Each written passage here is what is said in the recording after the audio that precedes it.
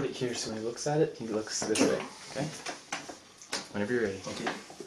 Greetings. My name is Robert Scott. I'm pastor of Freedom Church of God, and God has blessed me to be the author of a number of books, one of which is available on our website, freedomtruthseekers.com. It's a radio internet station that's going around the world.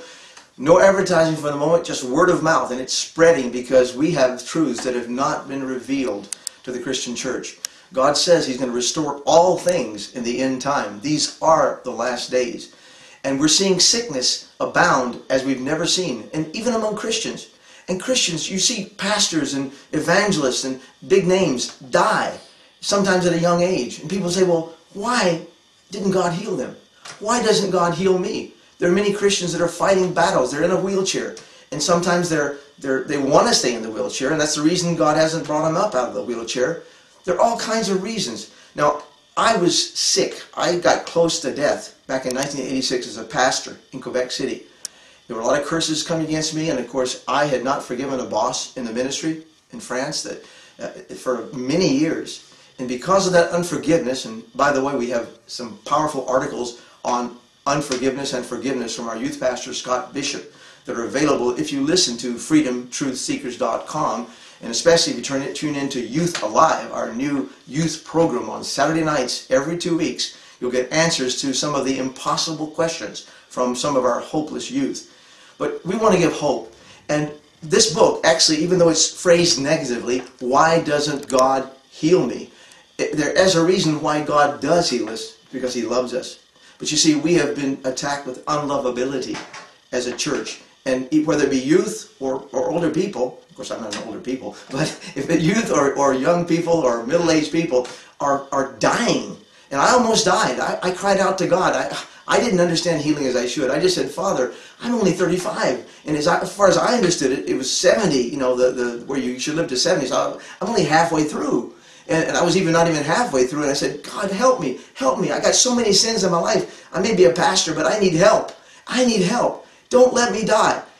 Well, in His mercy, He answered that. I had 3 hours to live, according to the doctor. God saved my life. But 12 years later, after 12 years of sickness that was spawned because of the Legionnaire's disease that God had healed me of, another problem erupted, and it caused many, many problems in my life.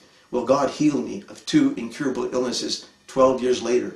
And I knew that day when I called out for healing, I knew I had a right to healing.